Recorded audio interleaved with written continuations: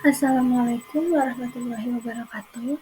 Perkenalkan di sini saya Nida Rahmani Hakim dengan NPM 22130532222 dari kelas 3F Prodi PGSD jurusan Ilmu Pendidikan, Fakultas Ilmu Pendidikan dan Keguruan Universitas Lampung. Di sini saya akan melaksanakan demonstrasi pembelajaran sebagai pemenuhan tugas dari mata kuliah IPS SD. Nah, di sini materi yang saya akan bawakan adalah materi mengenai cerita tentang daerahku. Ini adalah salah satu materi dari kurikulum 2013. Baik, kita akan mulai di sini.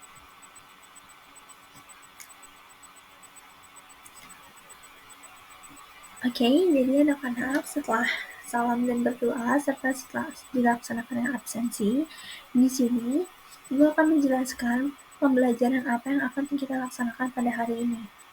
Pada hari ini kita akan pelajari mengenai materi baru, yaitu cerita tentang daerahku. Di bab pertama, cerita tentang daerahku ini membahas mengenai di bagian pertama dari cerita tentang daerahku ini, kita akan membahas mengenai seperti apa tempat tinggalku dahulu. Nah, sebelum kita memulai pembelajaran, Ibu ingin menjelaskan mengenai manfaat dari apa yang kita akan dapatkan setelah mempelajari materi pada hari ini. Cerita tentang daerahku, seperti yang kita ketahui, akan membahas mengenai wilayah tempat tinggal kita. Nah, di pertemuan pertama kita akan membahas mengenai seperti apa daerah tempat tinggalku dahulu. Jadi itu sudah diketahui, baik kita akan membahas mengenai sejarah atau histori dari daerah tempat tinggal kita. Dengan mengetahui sejarah dari daerah tempat tinggal kita akan memahami dan mengerti serta mengenali secara lebih lanjut bagaimana proses terbentuknya sejarah tempat tinggal kita.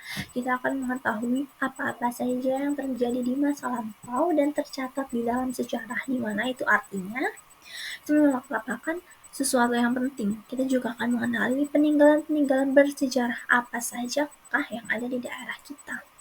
Dengan begitu, nantinya kita akan bisa untuk lebih memahami dan sharing a feeling to pahlawan zaman dulu, kenapa mereka tuh melakukan perjuangan untuk mendapatkan kemerdekaan kita, dan dengan mengenali apa saja adanya peninggalan bersejarah yang ada di daerah kita juga bisa mendatangi monumen-monumen tersebut serta membantu untuk merawat peninggalan-peninggalan bersejarah tersebut. Dengan begitu, nantinya sejarah kita tidak akan terhapus dan anak cucu kita di masa depan nanti akan mengetahui dan mengenali sejarah-sejarah dari tempat tinggal mereka. Nah, sebelum kita secara lebih lanjut membahas mengenai materi ini, Ibu ingin memperlihatkan kepada kalian tentang sesuatu. Nah, seperti yang telah dituliskan di dalam judul, di sini terdapat gambar dari peta negara Indonesia atau peta negara tempat kita tinggal. Seperti yang ada di gambar, Indonesia bukan terdiri dari hanya satu pulau yang menyatu, melainkan terdiri dari kurang lebih ada 5 pulau besar yang saling berpisah dan disatukan dengan lautan. Nah, lautan dan pulau-pulau ini sendiri merupakan kekayaan bagi bangsa kita. Dan pulau-pulau ini sendiri masing-masingnya memiliki sejarah-sejarah yang mengukir sejarah untuk bangsa kita serta memiliki perannya masing-masing dalam proses kemerdekaan bangsa. Nah, kalau melihat dari gambar pulau-pulau ini, dari gambar peta Indonesia ini, kalian tahu tidak di mana tempat kita tinggal? Benar, kita tinggal di Pulau Sumatera, tepatnya di Provinsi Lampung. Nah, Provinsi Lampung sendiri merupakan wilayah di Pulau Sumatera yang paling berdekatan dengan Pulau Jawa. Tahu Pulau Jawa? Benar. Pulau Jawa merupakan pulau di mana ibu kota negara kita, yaitu kota Jakarta, terletak. Oke, sudah membahas mengenai negara Indonesia. Di sini kita akan, di sini ada beberapa gambar tokoh-tokoh yang wajah mereka diilustrasikan di dalam penggunaan mata uang kertas negara kita atau rupiah. Nah, ini adalah mata uang yang digunakan sebelum akhirnya ada mata uang baru yang dicetak pada tahun 2016. Di paling kiri, tokoh di mata uang Rp50.000 terdapat gambar I Gusti Ngurah Rai. Sedangkan di paling kanan, yaitu tokoh yang gambarnya diabadikan pada mata uang Rp20.000 itu terdapat pahlawan Otto Iskandar Dinata. Menurut kalian, mengapa pahlawan-pahlawan ini wajahnya diilustrasikan atau dicetak di dalam mata uang? Kalau menurut ibu sendiri, alasan mengapa pahlawan-pahlawan tersebut wajahnya diabadikan di dalam mata uang kita itu supaya kita sebagai generasi setelah mereka itu lebih mengenali pahlawan-pahlawan di negara kita yang sudah mengukir sejarah dan mengorbankan nyawa, darah, dan keringat mereka untuk mencapai kemerdekaan yang kita sudah rasakan pada hari ini. Perjuangan mereka itu tentu membutuhkan banyak pengorbanan, dan karena perjuangan mereka juga kita bisa merasakan hal-hal yang mungkin pada zaman mereka dahulu itu tidak bisa kita nikmati. Kalian tahu apa salah satu contohnya? Benar, salah satu contohnya adalah yaitu pendidikan dan belajar. Pada zaman dahulu, tidak semua orang, seperti yang sudah diketahui, tidak semua orang bisa melaksanakan kegiatan belajar ataupun pergi ke sekolah. Privilege itu hanya bisa dirasakan oleh beberapa orang yang sudah mendapatkan izin langsung daripada pemerintah kolonialisme.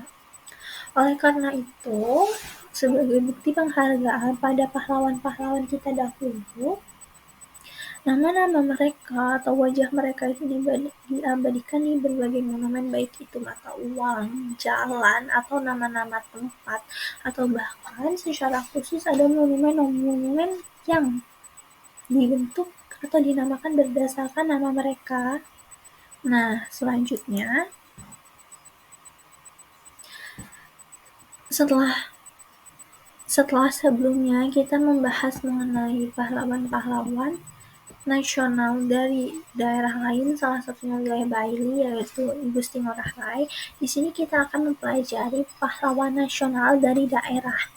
Nah, dari daerah kita itu juga ada pahlawan nasional, yaitu Raden Inten II.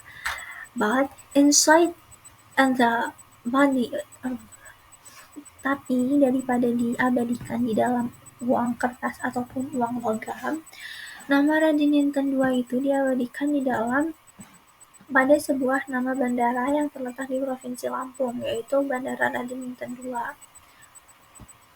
Nah, Raden Inten II sendiri merupakan pahlawan daerah yang lahir pada tahun 1834, tepatnya di daerah Kuripan, Lampung, Hindia Belanda. Ayahnya merupakan Raden Imba II yang ditangkap dan dibuang Belanda ke timur setelah memimpin perlawanan bersenjata kepada para Belanda. Raden Inten II sendiri dapat lahir di Lampung karena ibunya, yaitu Ratu Mas, yang saat itu sedang hamil tua, tidak ikut di dalam pengasingan. Perjuangan Raden Inten II sendiri mulai benar-benar terasa setelah beliau dinobatkan menjadi negara ratu. Raden Inten II saat itu memimpin rakyatnya dari daerah Lampung Selatan untuk mempertahankan kedaulatan wilayah mereka dari para Belanda. Nah, perjuangan Raden Inten II ini didukung dan dibantu serta mendapat dorongan dari daerah-daerah lain. Salah satunya adalah wilayah Banten. Oke, jadi setelah percakapan atau pembicaraan sebelumnya, di sini Ibu akan meminta kalian untuk mengerjakan tugas, yaitu yang judul tugasnya adalah tempat tinggalku dulu dan sekarang. Nah, di sini ada 4 periode yang Ibu buat untuk secara singkat, yaitu periode sebelum kemerdekaan itu termasuk ke dalam masa kerajaan Hindu-Buddha dan Islam, serta masa kolonialisme dan imperialisme, lalu masa Orde Lama, Orde Baru, dan Reformasi. Nah, tugasnya di sini adalah kita nanti akan mengunjungi perpustakaan dan kalian akan mencari segala informasi yang ada di sana terkait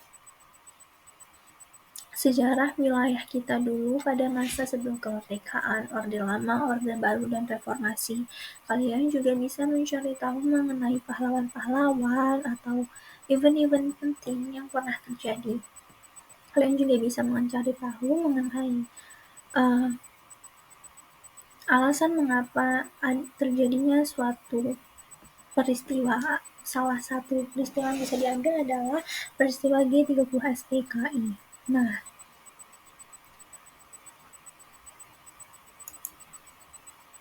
oke, jadi setelah kita melaksanakan tugas dan mengerjakan LKPD, di mana LKPD itu berisi mengenai wilayah-wilayah bersejarah yang terletak di Provinsi Lampung, kita telah sampai pada akhir mata pembelajaran pada hari ini. Nah, kesimpulan yang dapat kita ambil dari pembelajaran pada hari ini yaitu sejarah merupakan sesuatu yang sangat penting bagi eksistensi bangsa. Bangsa Indonesia menjadi bangsa yang besar dan merdeka seperti saat ini terdapat dari jasa dan pengorbanan para pendahulu kita yang berjuang mati-matian untuk melepaskan diri dari cengkaman para penjajah. Nah, dengan mengetahui aksi sejarah kita sebagai bangsa Indonesia, itu dapat membuat kita bukan hanya sekedar manusia biasa yang sekedar hidup di bumi, melainkan bukti dan bentuk dari sebuah pencapaian dari peradaban serta perjuangan para pahlawan. Baik, sekiranya cukup, Ibu harap kalian dapat memahami pembelajaran pada hari ini. Kalian juga dapat menyerap ilmu-ilmu baru dari pembelajaran kita pada pagi hari ini, serta kalian dapat mengambil makna-makna yang berharga serta pengetahuan-pengetahuan baru. Sekian, wassalamualaikum warahmatullahi wabarakatuh.